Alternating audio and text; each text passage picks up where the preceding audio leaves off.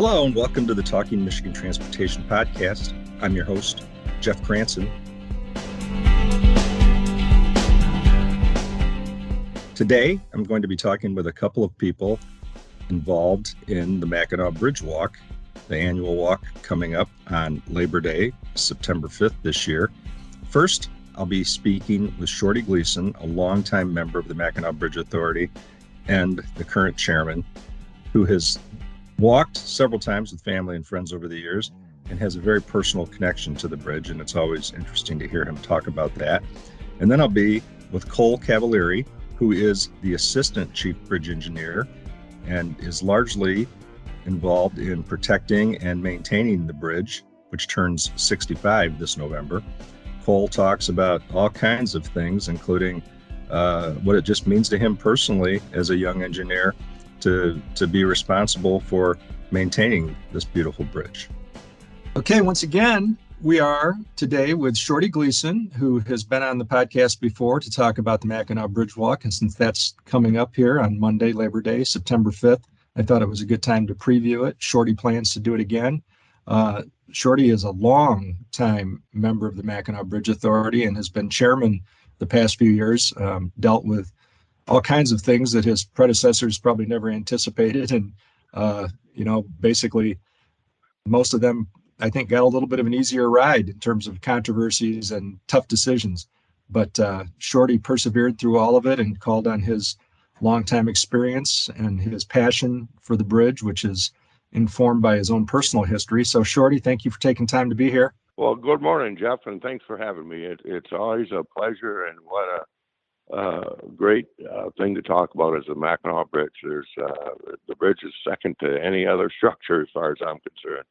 It's a wonderful marvel of engineering and craftsmen by the tradesmen that built it. It's a fantastic picture opportunity, and what a great day it is to be able to walk that Mackinac Bridge on Labor Day and just envision all the beautiful sights around you. Yeah, it's an incredibly cool tradition. And I think, one thing we should probably encourage people to do if they are walking this year and never have is check out the Walk of Fame for the iron workers that's on the Mackinac City side in the park there, just beyond the approach of the bridge. It's really cool history and worth seeing. And talk a little bit about why that's special to you.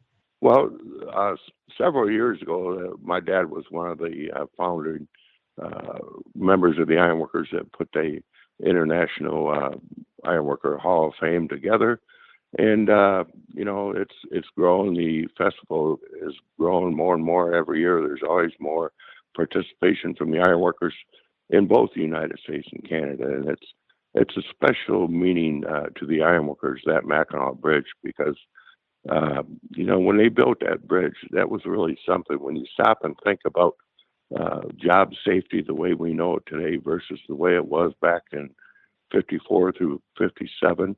There was no OSHA, there was no MIOSHA, no safety standards in the construction industry whatsoever. So they really, really had a tight camaraderie and really protected one another and made sure they always looked out for one another building that bridge.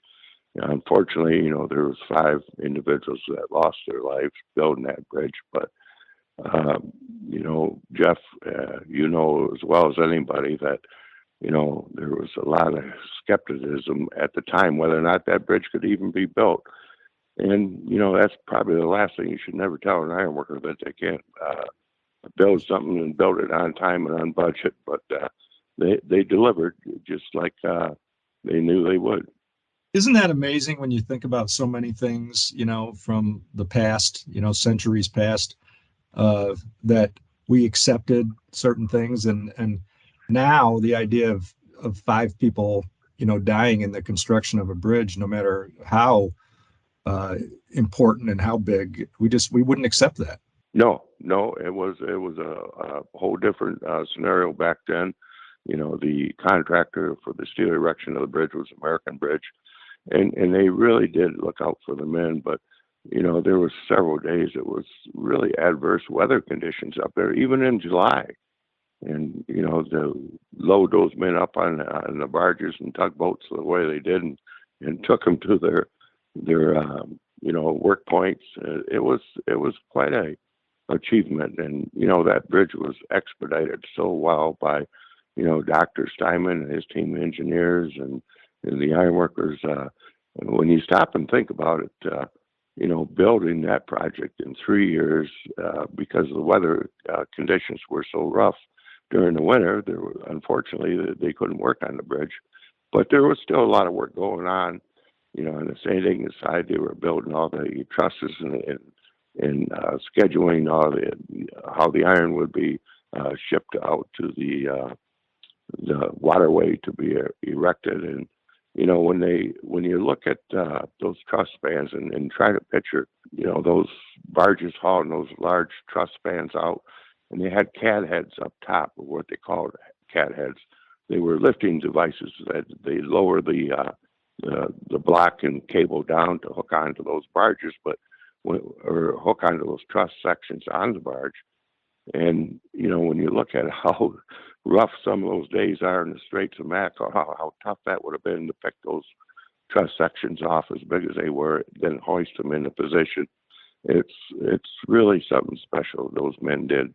To think about working at those heights and working in cofferdams, the tight spaces. I mean, you could neither be claustrophobic nor certainly have any kind of fear of heights and do that kind of work. Did your dad talk about that and what it was like to be that high above the water?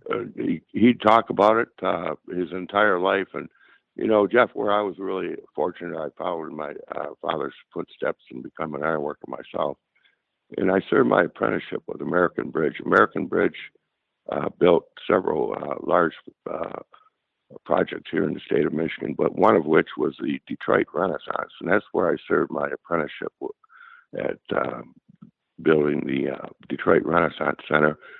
And also on that job, because that was only like 20 years or so after the bridge was completed.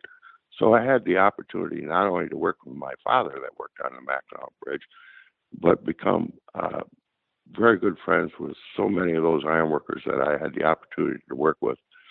And quite often, there was very few days that would go by in the shanty when you're having lunch or taking your coffee break. The old timers would start talking about the experience they had building that Mackinac Bridge. And I certainly wish I would have wrote all those stories down because it would have made for a great book. But it was such a pleasure to meet the large majority of those ironworkers and to listen to all those stories from firsthand experience. That's a rich experience. And I not only the statues in that tribute to the ironworkers in the park, but there's also a museum that has a lot of that history that you're talking about, and it's really cool stuff. So we're coming up on the 65th anniversary of the bridge opening. That would be November 1st, 2022, marks 65 years. You've done this walk a number of times, sometimes in not so great weather, other times that beautiful sunrise and Lake Huron that you see off to the left as you head south from St. Ignace to Mackinac City. Talk about why that never gets old for you. Well, from my perspective, I obviously think about my father and all the ironworkers that were involved and what they had to do to build that bridge. But, with my labor background, it really has another really special meaning. And, there is nowhere in the nation you see where there's such a respect for the amount of, or for labor, like the Mackinac Bridge Labor Day Walk. When you take into consideration, it's we're the host up there, but the whole state, the thousands of people that come up there, and what a way it is to, thank all those individuals that service this state day in and day out, year round, to make it such a great service state the way it is, all those hardworking men and women. And what a way to say thank you. Here's your bridge. You take this time, walk it, and enjoy it. And thank you for all the service you provide for this state. It's a wonderful, wonderful way for everybody to thank all those who labor day in and day out in this state and have the opportunity to just enjoy, like Governor Granholm always said, it's Michigan's crown jewel. It's a wonderful, wonderful project. Yeah, so much so that we've stamped it on our license plates, and it's the state symbol in many other areas. So I think crown jewel is a fitting term. When you think about it, you're a hunter, and you've been heading up north for a number of years, and you know what it was like before that bridge was built, and cars lined up for hours to get on the ferries, and it's a literal connection between two peninsulas that were not connected before that. Not everybody in the UP was actually that thrilled about having you and your deer hunting buddies all of a sudden having such easy access. You remember that, what that was like? Well, I'm not quite that old to where I was waiting in line, but I can certainly remember the stories from my father and uncle and other friends throughout my life. It's amazing how it brought the hunters together because it was their claim to fame was they're the ones that really invented the tailgating parties because quite often they would wait in there for 6 hours, maybe 12 hours to cross. So they'd stop and talk and have a little lunch and get to know one another. And obviously there's nobody can tell better stories than deer hunters. Right. So Well, it was, fishermen are close. their claim to fame was they invented the tailgating parties. So That's funny. I never heard that, but I have seen the photos of the cars backed up, so I can imagine that there was plenty of time to tailgate.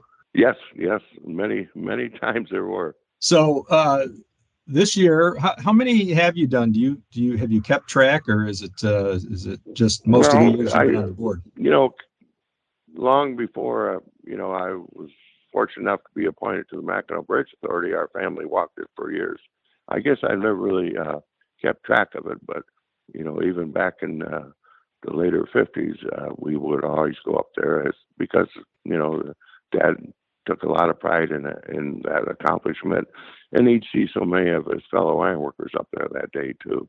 Well, that first So walk was in '58, so there's a good chance you guys walked that first year. yeah, very good chance. I would have been just 4 years old at the time, but it was something that I've always cherished, and you can see that why there's such a large crowd every year that they always return to walk the bridge. Yeah, seeing the families is always cool. You know that the kids. I mean, my kids had to be drug out of bed pretty doggone early to be there, but they were always glad they did it. So yeah. Well, and early walk is always the best walk because, as you indicated earlier, when you see that sunrise come over Mackinac Island, it's just absolutely breathtaking on a beautiful morning like that. Yeah, it really is. We'll talk just a little bit about your time serving on the Mackinac Bridge Authority and your time as chair, and what it taught you, what it meant to you, and how you feel reflecting on that. Well, first of all, it meant everything in the world to me.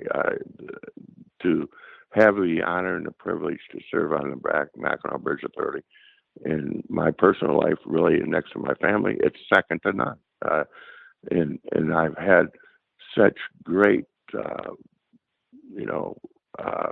times meeting and working with my colleagues, the present authority members, as well as the former ones. They're all been a very wonderful group to work with. And, each and every member of that authority, as long as I've been there, brings a very unique perspective to the Mackinac Bridge as far as their expertise. And, it's just been wonderful. But, the icing on the cake to me is I really had the opportunity to meet the employees of the Mackinac Bridge Authority are just such special people. They really work in some adverse conditions themselves, and they keep that bridge in top condition, and their skill and their tradesmanship, or it's really something special. They're wonderful people to work with. Right from the toll takers, they always greet you with a smile and have a nice day, and the administration has been wonderful to work with. All the employees in the office, and they're just they take a lot of pride themselves in that bridge, and they're just have been tremendous people to work with, and to get them to know or get to know them on a personal level it's really been really special to me. And what a wonderful group of people they are. Yeah, they really do take pride in their work. I think that's well said, and I'm glad you underscored that. And it's a tribute to you that you were appointed by governors from different administrations, appointed and reappointed, and that says something about you and your ability, I think, to work with all kinds of people. So thank you for all you've done for the bridge and for the state, and thanks again for being willing to share your thoughts with us on the podcast. Well, thanks, Jeff, and it's always a pleasure. And you have a wonderful day, and I look forward to seeing everybody up there on the bridge walk. We will continue the conversation right after a quick break. Avoid the wait, and remember the Mackinac Bridge is closed to traffic Labor Day for the annual Bridge Walk starting at 6:30 a.m. Spend some extra time in the UP or take your time heading north since the bridge won't reopen to traffic until noon to allow walkers to clear the bridge. For more information, head to mackinacbridge.org/walk. Okay, so once again, we're back for another segment, and we're talking now with Cole Cavalieri, who is the Assistant Chief Engineer on the Mackinac Bridge. Quite an important job, obviously, when you consider that he's helping to protect and take care of our state's signature iconic piece of infrastructure. Cole, thank you for taking time to be here. Yeah, thank you, Jeff, for having me. So talk a little bit about yourself, your background, how long you've been in this job, and what the trajectory was that got you here. Yeah, so I'm a native of the UP. I grew up in Iron Mountain, so over on the west side of the UP. I was always interested in structures, and I went down below the bridge to Michigan State University, where I got my bachelor's degree in civil engineering. From there, I actually worked for a couple different companies in the private sector, one in the UP, doing a lot of construction inspection type of work, and then one in the Lansing area doing more bridge design and bridge inspection. And that kind of took me to, I was always interested in the public sector, and I got the opportunity to join MDOT a few years ago in their bridge design unit in Lansing. And I was working there when I found out that the Mackinac Bridge had an opening, and the bridge was always kind of my halfway point between home and Lansing. And it's always had a special meaning to me, both as an engineer and just personally. So it's just an opportunity I couldn't pass up. So now I've been with the Mackinac Bridge for about 2.5 years. And it's really been a privilege getting to work on such an iconic structure. Well, yeah, that's pretty cool for a boy from Iron Mountain, and that's pretty far west. I was going to ask you. You said the bridge is halfway, so how long did it take you to get to Michigan State when you were going to school? Well, back before the speed limits on I-75 changed, it was about an 8-hour trip, and the bridge was really close to about halfway. So it's usually my stopping point. Okay, and then you got to tell me this: are you still a Packer fan? I actually am not, but my family they're big Packer backers. Ah, okay. So do you root for the Lions, or are you just kind of agnostic on the NFL? No, I'm a black sheep, and just I'm a Denver Broncos fan, and just always have been. Even when they played back in Super Bowl 32, my family were supporting the Packers, and I was supporting John Elway and the Broncos. You were rooting for Elway against Favre? Wow. I was, yeah. Wow. All right. Well, mostly the reason I wanted to have you on, so this is, let's see, if we discount the pandemic year of cancellation, 2020, this would basically be your third bridge walk to help with preparation. Is that right? Yeah. Yep. Talk about what that entails and how that fits into, the other things that you're doing for, maintenance and preservation of the bridge. Yeah. So the bridge walk is an event that, is very sorely missed by the community in 2020 when we had to cancel it because of the pandemic. But it's a big event, and the Mackinac Bridge just means so much to so many Michiganders, especially. That opportunity to walk across it is really important to people, and so it's nice to have the event back.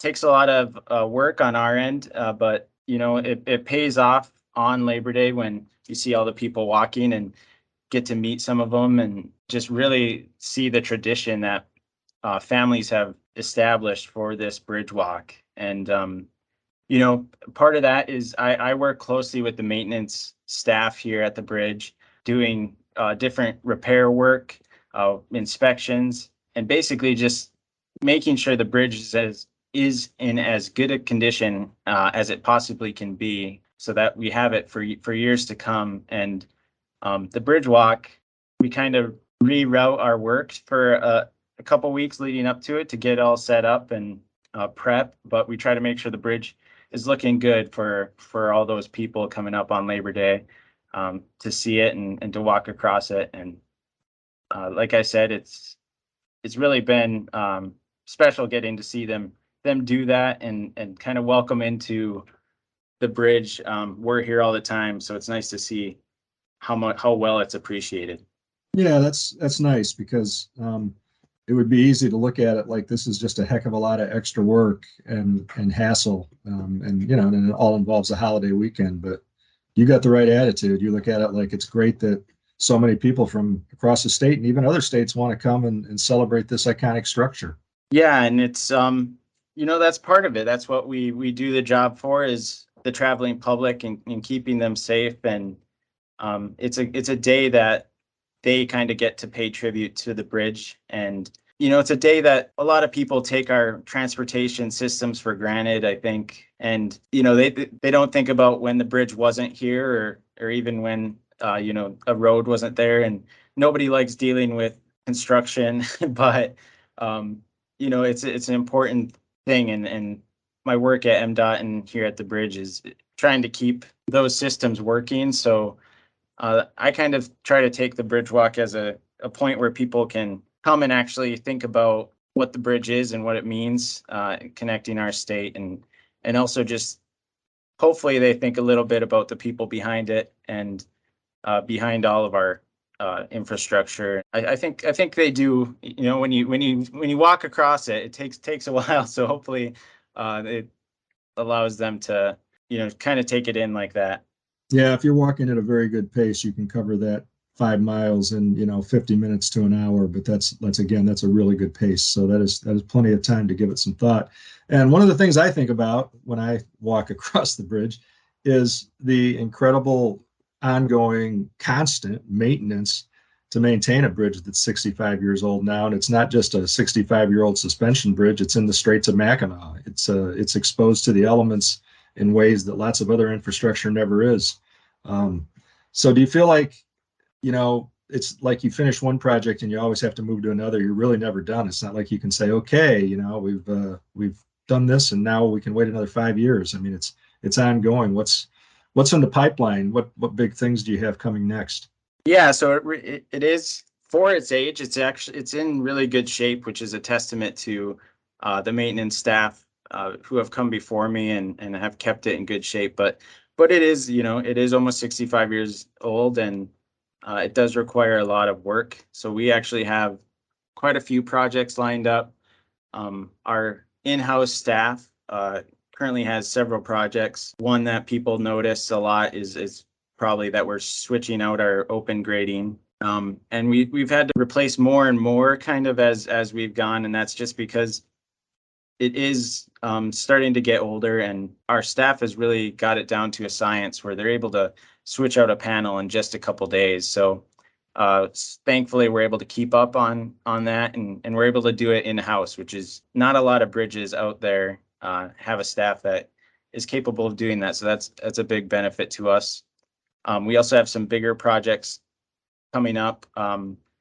We're in the design phase of a North Viaduct rehabilitation project, which our North Viaduct is one section of the bridge, and that will be some replacing joints and repaving that area, doing some concrete repairs, and then it's on to the next one. So we have some repaving coming up, and the pavement is getting older. But with these projects, I know it sounds like a lot of work, but it's really going to extend the life of the bridge for a long time, hopefully. And we had a deck study done in 2020 just to see what kind of life there's left in the bridge, and how we can best increase that life. And thankfully, that study came out that there's quite a bit of life left as long as we do the right kind of projects and take care of it. So hopefully we do a good job at that.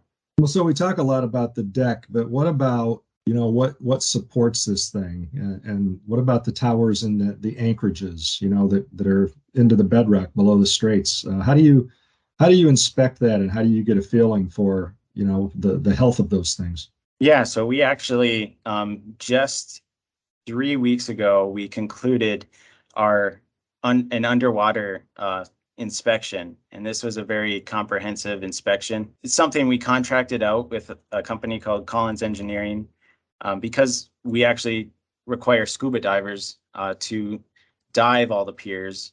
And this year's inspection, we actually included a hydrographic survey where they took some specialized sonar equipment and they did a whole scan of the bottom of the straits. And we're going to compare that. The last time we had that done was in 2007. So I've seen that survey.